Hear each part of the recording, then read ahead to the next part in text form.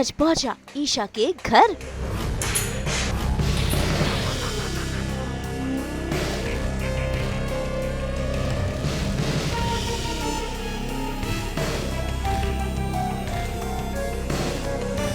रिश्ते में पड़ी दरार।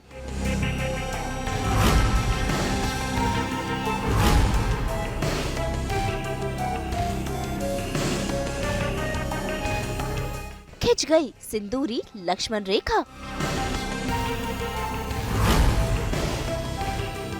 दंगल टीवी के सीरियल पति ब्रह्मचारी में आज सूरज पहुंच गए हैं ईशा को सारा सच बयां करने के लिए कि कैसे गुलाब सिंह ने उन्हें फंसाया था, और साथ ही ये भी बताने कि सूरज ने ईशा की मां को नहीं मारा है।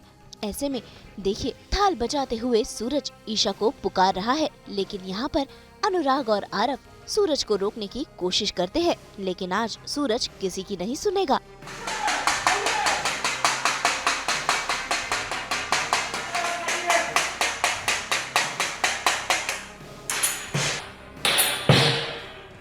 काव्या, पुलिस को फोन। काव्या,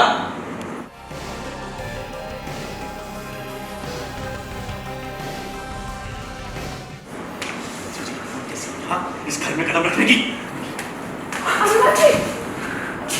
सूरज से मेरी पत्नी से बात करनी है, और आज सच सबके सामने आकर रहेगा, और आज सच्चाई सबके सामने आकर रही है, वो कड़वी सच्चाई जिसने मेरा सब कुछ छीन लिया है। ऐसे में वहाँ पर ईशा पहुँच जाती है और सूरज ईशा को सारा सच बयां करने लगता है, कैसे वो गुलाब सिंह के झांसे में आ गया। साथ ही ये भी बताता है कि गोली सूरज की बंदूक से नहीं चली थी, ईशा की मां को तो किसी और ने ही मारा है।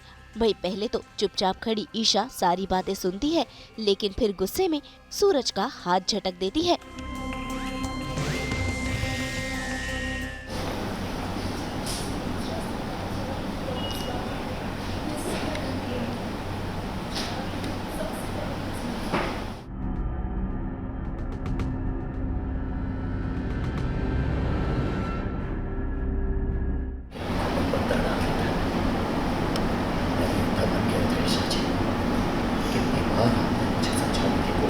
सबके पीछे बाबूजी का हाथ है। मारने के बाद इल्जाम पापा पे लगा। तुम्हें भाई इनके सैयारा वाला लव पर लगा दिया है ईशा ने ब्रेक, क्योंकि ईशा तो सूरज से नफरत करती है।